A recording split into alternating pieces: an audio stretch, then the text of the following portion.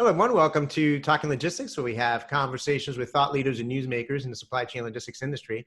It's my great pleasure to welcome today's program JP Wiggins, who's co-founder and vice president of logistics at 3G TMS. And today we're going to talk about Parcel and TMS, important factors to consider. Now, before this year, Parcel was the fastest growing mode of transportation. And this year, it's absolutely off the charts, thanks to the explosive growth of e-commerce, due to the pandemic. So how is Parcel changing the way companies plan and optimize their transportation operations? And, what Parcel capabilities does the TMS have to have in order to provide, meet the necessary requirements and provide the most benefits? Well, those are the key questions we're going to discuss in today's episode. And as always, it's great to welcome JP back in the program to share his insights and perspective on this. Thanks, so JP, welcome back. Thanks, Adrian. Thanks for having me back. I thought you would have learned by now. Always a learning experience. I always appreciate your insights on this. And well, maybe that's what we'll begin. I mean, obviously you and I go back a long time, and you've been in the transportation and TMS industry for a long time. As Parcel, becomes, a more important part of transportation operations and, TMS requirements. I mean, what have you learned along the way? I mean, any surprises? At 3G TMS, like you just mentioned, I've been doing transportation management systems my entire career, many decades now. But in February of this year, we merged with a company called PaceJet. So they're now a division of 3G TMS. PaceJet is a 100% API-based parcel provider. So that's what they do. And I guess that's what's been the real learning experience with me for this past 8 months is to really, we've used Parcel. I mean, I know how Parcel rates engines work, but to actually have a Parcel dedicated mode, a Parcel dedicated company, it's been very eye-opening for me. It's, I guess, surprising and it's shocking what you can learn once you really dive into details. It goes the old analogy of everything that we do in this industry and logistics and transportation is that on the surface, it's nice and simple, but the more and more you dive, the deeper and deeper and deeper it gets. And the complexities, even though it's our role in this world, in the software world, is trying to make it as simple as possible. But the deeper you get, the more complex it gets. And those nuances is where we're at right now. That's where you have to save your money is actually taking advantages of those nuances and to really look at things. So yeah, no, it's been a unique, great learning experience for me for the past 8 months, having to deal with real people that's their whole career. I mean, we've got logisticians that spend their entire career just in Parcel. And that's their role. It's like I've got people that do it for LTL, people for truckload, and so that Parcel, and that's what's been exciting. And obviously bringing in a Parcel company just before the pandemic when Parcel blew up was advantageous, but it's been exciting. It really has been an eye-opening experience for me. Well, that's great, and you're right. I mean, I've talked to over the years. I've talked to many VPs of transportation, logistics professionals. And, and I've said this before, for a lot of them, their whole world was truckload, less than truckload, and, maybe rail, right, intermodal. But that was their whole universe. And they've spent a career kind of knowing all those different details around those modes. But now in, the past 10 years, and certainly in the past 2 or 3 years, as e-commerce has exploded, even manufacturers are getting involved with this. And now they've got to start, I get a lot of questions about Parcel because it is, the devil's in the details, and it is a very different mode than, truckload and LTL and rail and the like, everything from the way it's, the way it's rated to, the label requirements and the paperwork or the digital paperwork now in many that companies have to deal with. So really understanding those details is really critical to, making sure that you're doing it right and that you're getting the most benefits out of this. So I guess to start, building off of that, I mean, how does Parcel change the TMS, planning process? I mean, what new factors or considerations are introduced into the process? This is one that we kind of knew, but really having PaceJet inside of us now, part of our company, you really pick this up, is that your TMS, if you're a manufacturer or even if you're some kind of shipper that's basically moving a lot of freight and you're moving the multiple modes, that's when things become complicated. I mean, if you're just doing an e-commerce problem and you're having your B2C customers hitting your website and just shipping parcel to you, that's one kind of category. And that's what most people have focused on when they think of parcel, is the B2C component. But what we're talking about here is the B2B component here, where you're mixing parcel, where maybe I'm ordering windows, maybe I'm ordering mattresses, or maybe I'm ordering barbells or anything. And sometimes I have to ship truckloads, sometimes I have to ship LTL, but sometimes I can also ship parcel. So when you have those equations in there, that's when you really need a TMS. And what we see is, if you think about your typical order flow, you're going to have some type of ERP system or order management system that's managing orders. It's dropping it in your TMS for planning. So when you're planning, your real decision, your biggest bang for the buck on cost savings is going to be making the best consolidation opportunities possible. Because we see this time and time again, is that you'll have customers that have placed maybe 5 or 10 orders, some of which may be consolidated, some of them can't be consolidated. So consolidation, and then the logic that you have to do on figuring out how to consolidate, really changes the equation, because parcel is still your most expensive mode by weight. I mean, it really is simple. If you can go LTL, if you can go truckload, you can go multi-stop or pool distribution, everything, all those other modes are significantly cheaper than parcel. So if you can consolidate the orders, that's your biggest bang for the buck. And then what we run into on the TMS side is there's 2 big challenges. Number one is the ERPs generally don't give you good data. They'll generally give you an order. Maybe they'll give you a must deliver by date, but can you deliver early? And then you get into these, does it need appointments? Does it have to go to the warehouse? Can it go to alternate shipping addresses? And we see this all the time, where you'll have like a Home Depot store listed as 3 or 4 different times in the same ERP, but it's actually the same consolidation point, and they can be shipped with together. So, but then the other thing that happens is, when you're in this planning process, is when you're figuring out parcel, you don't know the weight of the boxes. You don't know the dimensions. I mean, because it hasn't been packed yet. So it's before it goes to the warehouse line. So you're up front in planning. So you have to have good intelligence and business logic to determine, this order with this type of line items is going to fit in this type of box, or these multiple boxes, and what's the dimension and weights of those boxes. So that's predictive packaging. And predictive packaging is a big piece that no one's ever really talked about too much, but we're seeing that's really, if you want to do your planning properly, between LTL and truckload and parcel, you need to do some predictive packaging of what you think that order is going to fit its boxes in. So then it can follow the normal flow of, like we're normally used to. Okay, we'll determine the LTL, we'll determine parcel, we'll flow it down through the system, and then turn it over to the warehouse for actual execution and, and actual stuffing into the trucks and parcels. So, all along the line, though, what we found is the other piece that's super important is to use real rates, so that you're not using predictive. Like, I'm not going to say, I average out at a 20-pound box, so I'll assume all my boxes are 20 pounds, or I'm assuming that it's going to be FedEx rates. This is where dynamic mode shopping and dynamic rating really become important. You want to use the actual box size as much as you can. You want to use the actual carriers. You want to do rate shopping on this stuff all the time.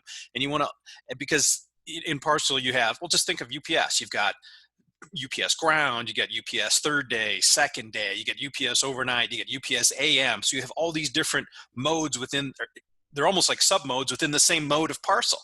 And you want to make sure you pick the proper one that gets the freight there on time. So it gets to be exorbitantly complex real quick, but that's why you get a good planning engine in there to take care of this complexity for you, because you got to do these.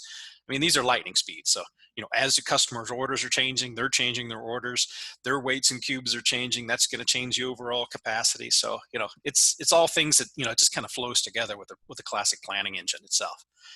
You brought up a couple of things that I think are interesting. One, you talk about dynamic rating, and you're right. I mean, I think, sometimes you may say, maybe it's $1 or $2 difference, Yeah. or 30 cents or 50 cents, but it's death by 1,000 cuts, right? I mean, those things add up over time. And if you're doing high volume, those 50 cents, $1 differences add up significantly over time. And I hadn't heard of predictive, packaging. So how do you do that? Is there a way to do that? Is that get a database of different boxes that you have? I mean, pretty much. You have to do some setup with the types of commodity that's being shipped, with the type of packaging that's available, and then you fill out some logic, and it actually becomes a little bit like an AI. So it's adjusting itself. So we don't have it completely as turned into an AI, but it's almost, where you do a report and then you take the results and put the results back into the system itself. Eventually we'll automate that into an AI type of thing, but it's a minor step. The key is that you set up the commodities, the types of orders, the types of products that you're shipping, the types of boxes that they have, and you've got this business logic that determines what the boxes are going to be once it sees the individual orders. So it tells us, so then my TMS, my classic TMS, still runs the same. It knows I have an order, I have this box, here's my dimensions, so I can rate it properly. Okay. Now, the other thing that I think is happening, and when I think about Parcel, I mean, there's a lot of similarities to LTL, even just on the rating side. I mean, that's where the complexity gets. I mean, do you see the line between LTL and Parcel kind of blurring a little bit? Oh, definitely. I mean, what, you got UPS Freight and FedEx Freight, that they're LTL carriers that they've built out of their parcel network themselves. I mean, the way the rating works are definitely getting very similar. LTL is still using the base tariffs as their underlying piece. But if you look at how the parcel rates work, they still use an underlying base tariff, and it's a zip code based tariff. And then they put all their different rules on top of it. So it's very similar. You see LTL going dimensional rating. So we've always had linear foot rules. So now you're getting more dimensional rating, and, on parcel side, you're getting them to do even some of the volume stuff. And then it kind of modes into, is it air freight? Is it LTL? Is it parcel? And then what's the mode? And it's just kind of, in the end, it just gets real blurry and fuzzy, like everything else we do, doesn't it? It seems like everything we do gets fuzzy. Right. Well, I think that's, when you're talking about from a planning and optimization standpoint, certainly as you get down to LTL and Parcel, you have so many different potential permutations, whether it's because of the packaging involved and the dimensions and the weight, or whether it's because of the different service level you pick, first thing in the morning, next day, 2 day, 3 days. So there's so many more possible permutations that I think that, it's yet another example of why you need an optimization engine to really look through all these different scenarios and really compare and contrast the different options to provide shippers with, hey, here's the scenario, right? And here are the different options. And based on what you're trying to achieve, whether it's service, you're trying to achieve a service target, or you're trying to achieve a certain cost, then you've got some flexibility on the service. Right. I mean, I think being able to provide that to the users, what's important. Well, and then you hit it exactly right, which is the death by 1,000 cuts here. The real savings a lot of times is in that 50 cents to $2, or it doesn't sound like much. Like, hey, I got a planning engine, I'm saving $250 per order, but you're moving a couple $100,000 an order. You've more than paid for what a TMS costs.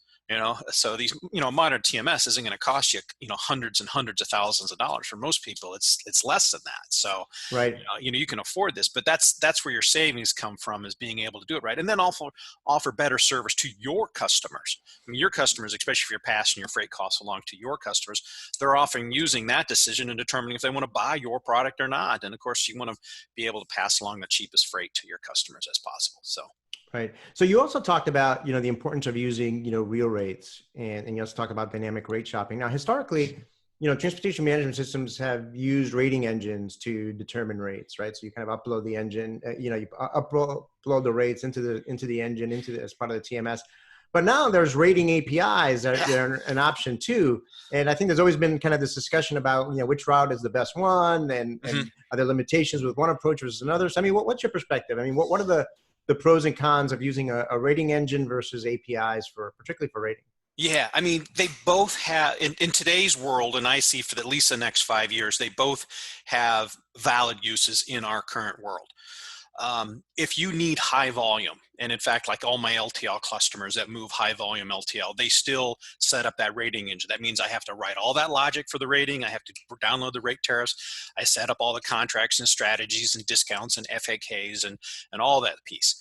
And the same for Parcel. And that's how an on-premise Parcel rating engine works. It's the same there too, which is you have to write a rating engine, which isn't trivial, and then you have to load it with all the rates for the carriers that you want to shop with and you want to execute freight for. And then also for Parcel, it even gets more complicated because you have to do certification. You have to certify your labeling. All right, so your labeling has to be certified. So you got to go through a couple of extra steps to actually do this process. Versus API. API, you kind of ignore all that. You don't have to have a rating engine. You don't have to have your labels certified, or it's an easy certification process. You just prove them you're using your APIs and they say yes.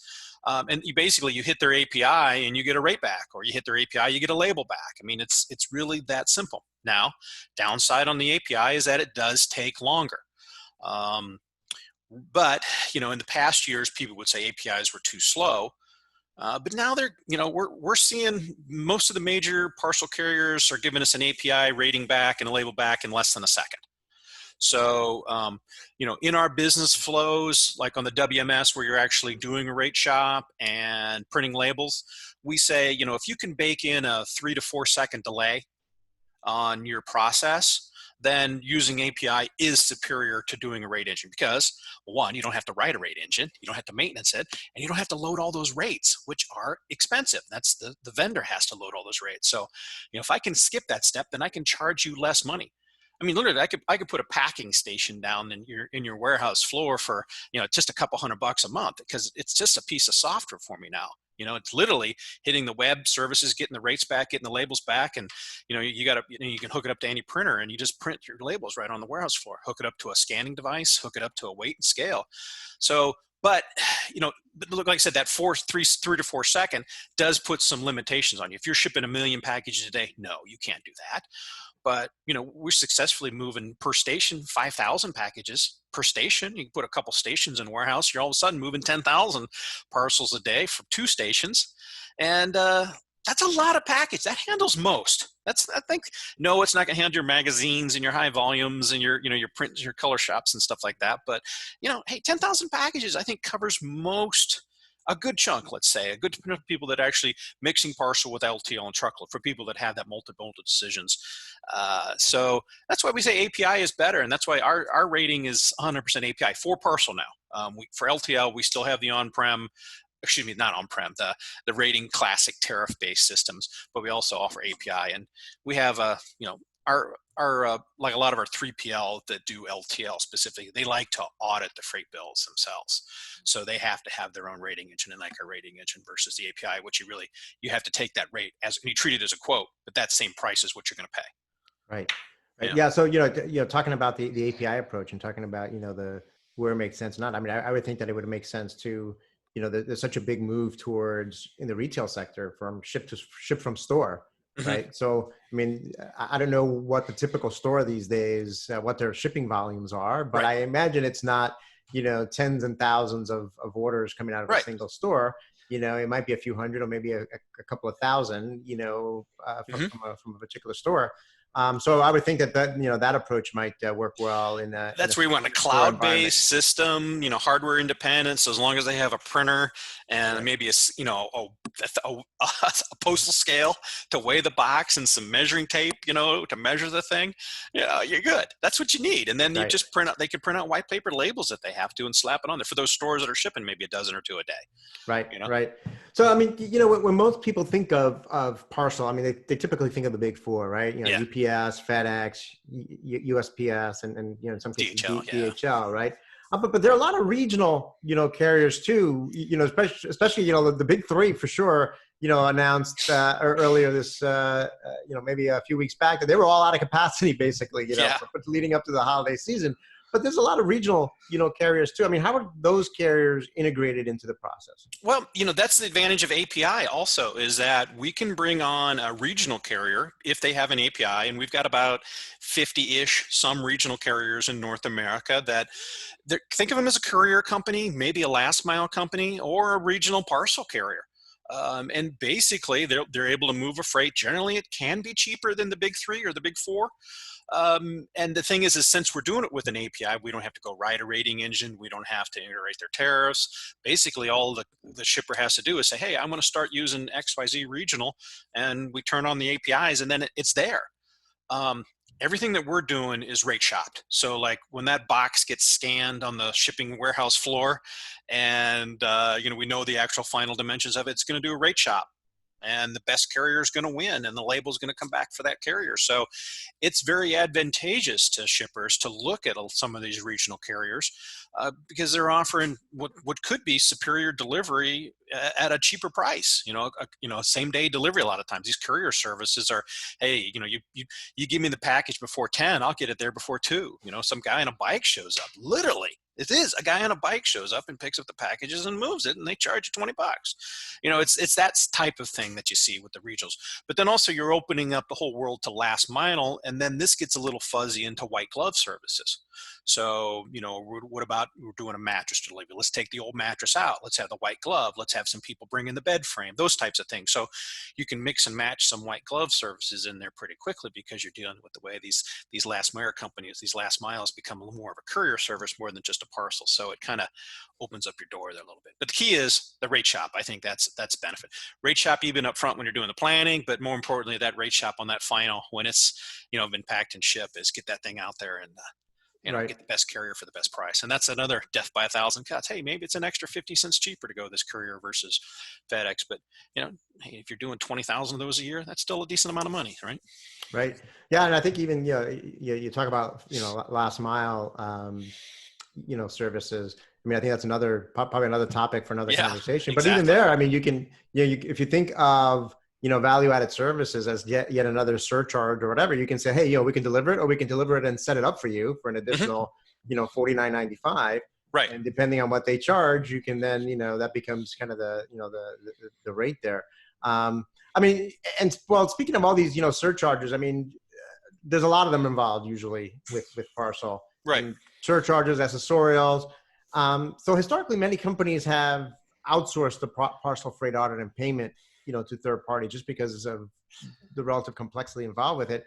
I mean, have Parcel TMS capabilities evolved enough for companies to kind of bring this function back in-house, or do you still see companies kind of outsourcing the freight audit and pay? That was one that was a big surprise to me since bringing in PaceJet from my side, because, I have a full audit function within my system. It's designed to audit truckload and LTL, and it's got the full rate engine, and it's got tolerances and rate bill match and pay, rate and pay, all this other great stuff, and automatically pay it and stuff like that. So I'm thinking, hey, maybe we'll expand ourselves into the freight auditing abilities for Parcel. But really what's happened over the past, say, 18 months, 2 years, maybe a little longer, is that audit has disappeared from Parcel. And that's because the carriers themselves have gotten so good at charging their rates that if you know what your box size and weights, if you know your box dims and your weights, all right, and you've got accurate information on your from and to, their rate is correct. And so it doesn't even need to be audited anymore. If you're experiencing differences in what you're paying versus what you think you should pay, you have a problem internally with your own systems. You've got bad scales, you're not rating right, you're not putting the right dims on your boxes, you're shipping incorrectly. That's what's really happened lately. So Parcel Audit has actually transformed itself. There's still a couple companies out there that do it, but they're more focused on looking at your overall data and improving your parcel process itself, helping you do rate negotiations, helping you look at additional carriers, helping you figure out ways to box your freight or to manage that flow. So they're actually doing more of a parcel consulting service now than auditing a freight bill. So Parcel Audit of freight bills is almost like a dead industry at this point. It just doesn't exist anymore. There's, for the most part, I mean, I'm generalizing here, but right. That was something that was surprising to me, is that it's just kind of over the past 2 years, just kind of gone away, because the parcel carriers are just that good. They're good at it. I mean, they've got laser scan. Every package that comes into UPS or FedEx, they've got laser scanners. They know exactly the weight and they know exactly the dimensions. And if you mess something up here, it's on you. It's not on them. Right. So it sounds like really it's understanding. First of all, it's recognizing, I mean, from a reporting standpoint, it's recognizing that, hey, here's what I expected to pay. Here's what I'm actually getting charged. And then it's understanding the why, there's that discrepancy there. Your point is that, more than perhaps up to 100% of the time, the carrier is always going to be right. So, you got to understand why, there's that mismatch there between what you expect and what you're getting billed. And that could be, some process problems, right? Whether the boxes are different than thought, or the weight is different, or whatever the case might be, that's causing that discrepancy. So part of the value now is really understanding how to improve the process. Right. And that's the more important part of the data of it that you're working with, because that could be the weak link there. Well, JP, we're running short on time here. So kind of as a way to wrap up, I mean, what do you view as the top 3 or 4 or 5 parcel capabilities a TMS must have, right, at the end of the day to be effective and provide the benefits that companies expect?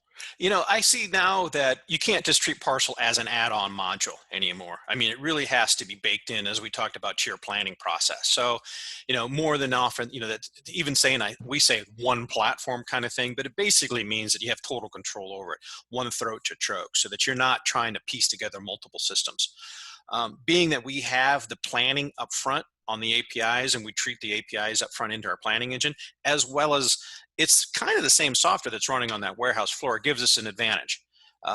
So I think one platform is one of the big things. You can't just treat it as an afterthought, is the other piece that I'm thinking on. The other is I think the rise of APIs. I mean, I think APIs are the time. I mean, unless you're of a super high volume, there's no reason to go away from APIs. You're going to get 100% accurate rate. You're going to get labeling, and it's going to be cheaper for the vendor. So since it's cheaper for the vendor, it's cheaper for you, and it's easier to maintain. So rise of APIs, integration into the planning engine are the top two. But the other is what you and I were kind of talking about, the death by 1,000 cuts. I mean, you got to look at your overall process. How do I consolidate better? All right. That's the number one thing. How do I choose the best mode better? And how do I do rate shopping? And that's where, you're going to have to look at small things, hey, 50 cents here, $1 here, $1.25 over there, choosing 3-day versus UPS ground sometimes, UPS ground versus next day, those kinds of decisions. That's where you save your money. And, if you're putting a couple $1 million a year into your parcel ship, then you got to have a system. Just, gravitate from, FedEx gives you a free workstation, UPS will give you a free workstation, but it only ships with their freight. Gravitate from their workstations and start planning your parcel. It's better for you. It's better for your customers. So, Well, a lot of great words of advice there, JP. And I think one thing is for sure, I think that the role of Parcel is only going to increase and only going to become more important in the months and years ahead. If 2020 is any indication there. So again, provided a lot of food for thought, a lot of great insights and advice. So as always, thank you for making the time to be with us today. Great. Thank you. I want to thank those of you that joined us. If you're watching this episode on demand, either at the 3G TMS website or on Talking Logistics, and you've got a question or a comment for JP, just post it there, and I'm sure he'll be more than happy to respond via that medium. Again, thank you for joining us, and look forward to seeing you in a future episode of Talking Logistics. Have a great day.